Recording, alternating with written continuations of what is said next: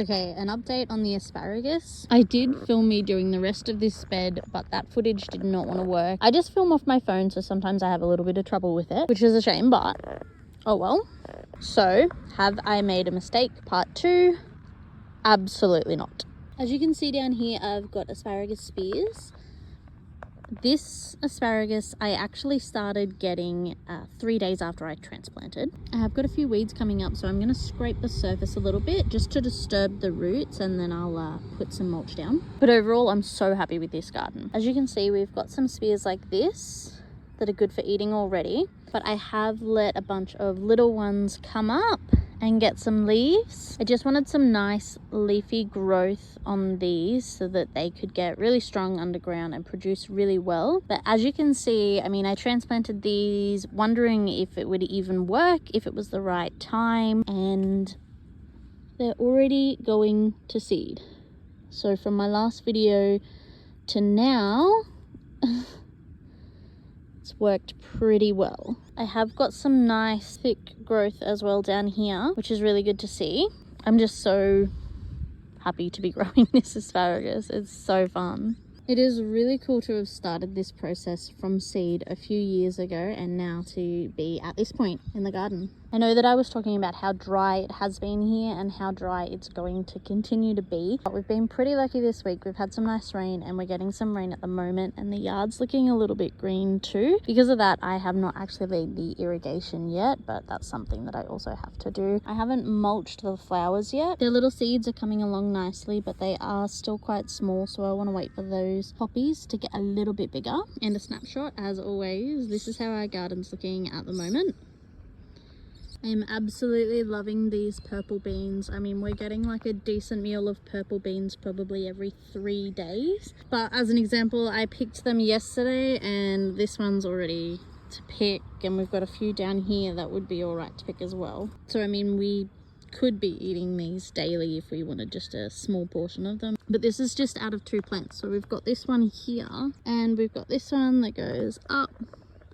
There's some beans up there, and it's actually gone down the trellis and turned around and come back up. So that's lovely.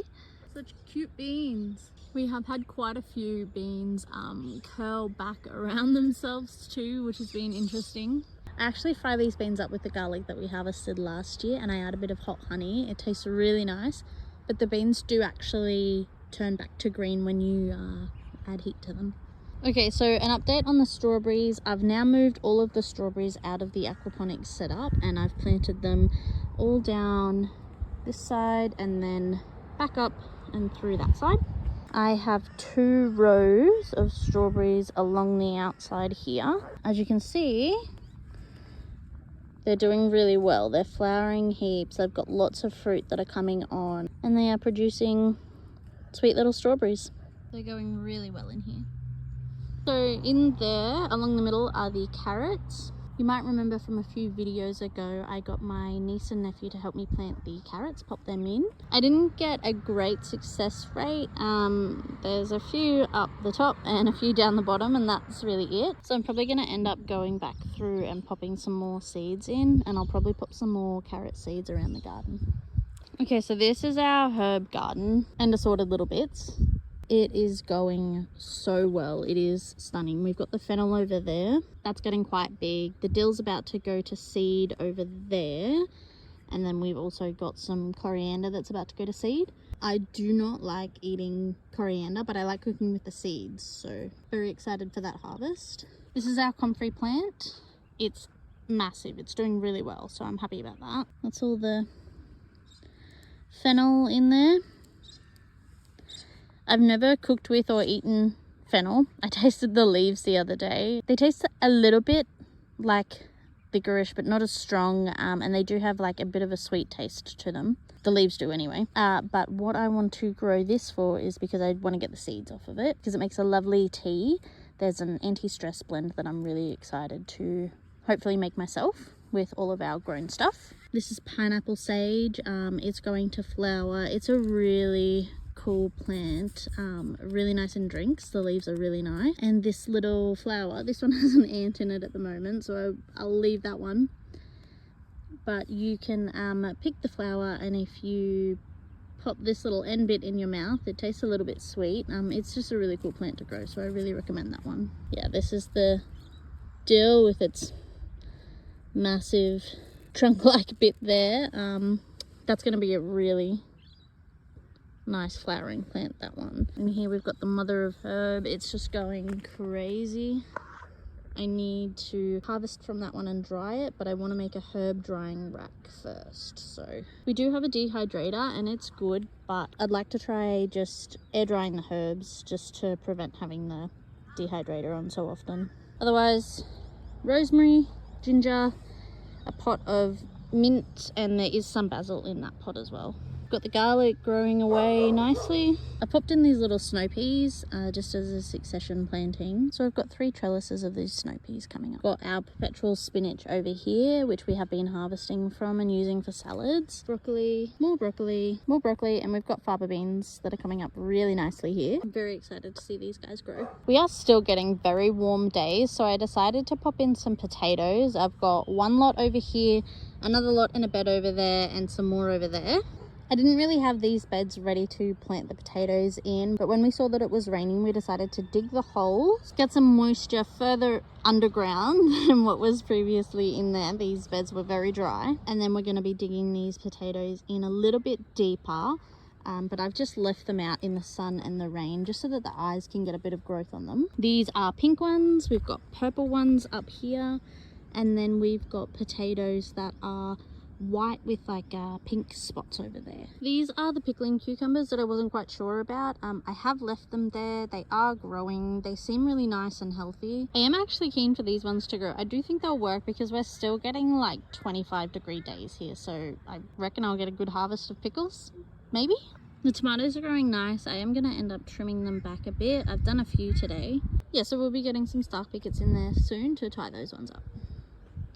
I still do not have anything really planted in this bed, but the other day I managed to pull 6 garlic plants out of here, so there still is garlic in here that is growing. I transferred it over to our garlic bed, so we'll see if there is any more hiding in here. More broccoli. This is our little pink celery plant, if you remember that one. It's in the ground, growing really well. It's got that nice vibrant pink colour on it.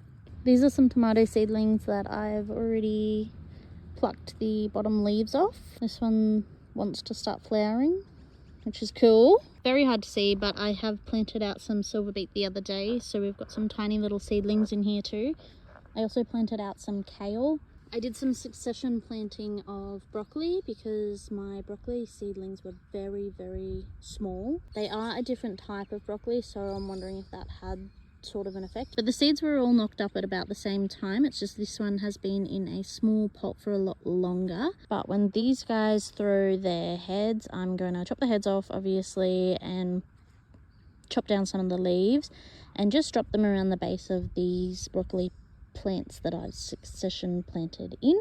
That way, as these guys are finishing off, we'll have some more broccoli coming behind with these little guys that I popped in. This dill plant has come up because we had some dill planted there last season, so that's just sown itself, so that's pretty cool. These are the leek seedlings that I planted out. I planted out our leek seedlings and they are doing so well. They've grown so much since being in the ground. These are the bean plants from a few weeks ago. As you can see, they're doing really nicely. They're getting ready to flower, I'm pretty sure, so that's cool. I popped in a chili here. A few weeks ago I went to like a community produce type swap and I bought along some sourdough starter that I have, and I swapped it for a few plants, so that's one of them. In here we've got really tiny little seedlings coming up. That's actually where we had a celery plant that ended up going to seed, so we've got actually a bunch of little celeries popping up in there. I'm not going to pluck any out at the moment. I'll leave them all there, and any really big healthy plants that come up, I'll leave them and probably weed out the rest. We've got the lettuce that I popped in a few weeks ago. I can't remember if I showed that in the video where I lost all the footage to, but we've got a bunch of lettuce in there, which is cool. This is the kale plant that I said I was going to leave in. It had really tiny leaves. I said I was going to leave it in there and see if the leaves got any bigger, and as you can see, They are starting to get bigger, but they are getting eaten. I have put in some other kale seedlings, but they were so tiny and weak. I'm really hoping that they pick up now that they've been put in the ground. But I have also sprayed this with that BT mixture that I was talking about a few weeks ago, just to see how that goes. I did spray the plants a few weeks ago, but the caterpillars have returned. They stayed away for a few weeks, which was really good. I've just sprayed them again, so we'll see how that goes anyway. As you can see, they've really made a mess of this seedling. So next year when I grow brassicas, I am going to look at the companion planting and planting things around the broccolis that's going to keep the caterpillars away. But for this year, we haven't done that. We've just gotten in and grown what we can so that we can get back into the swing of things. So I have planted a few little seedlings in here, but I also planted out my onion plants. They are very tiny, so you likely can't see them on camera, but I'm excited to see them hopefully getting bigger over the next little while. These are our snake beans that are coming along. So we've got this trellis and this one. It's really good to see them growing. I'm so excited for those. This is the telephone pole pea that I planted a few weeks ago. I'm not sure if it's just because it's sort of the first one, but they kind of look like a regular size to me. They don't look bigger, so it's possibly because I haven't fertilized them. I haven't really fertilized many plants at all. I did layer some compost on some beds, but then I ran out and I can't remember which ones I put compost on. I'm pretty sure it was the year before last year. We planted some broccolis in these beds.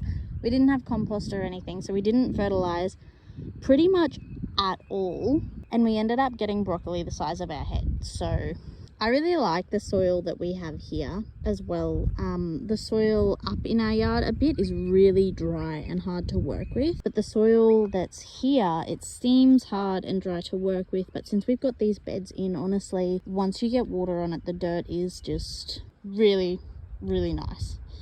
So we've been extremely lucky with that.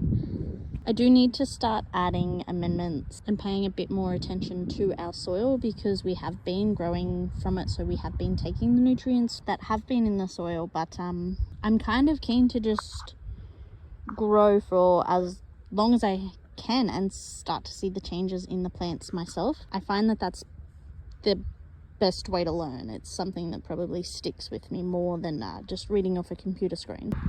So that's the garden. That's where we're at. Did I make a huge mistake by ignoring the usual advice and transplanting outside the time frame that I'm supposed to? Absolutely not. I hope this gives you the confidence to take gardening advice with a grain of salt and get a little bit experimental with what makes sense to you. We're having such a warm winter. I really didn't think that it was going to be an issue, and it's actually paid off so much. Our asparagus have grown, and now I'm really excited to see you grow with us. I'm gonna help our garden grow. You can help our page grow.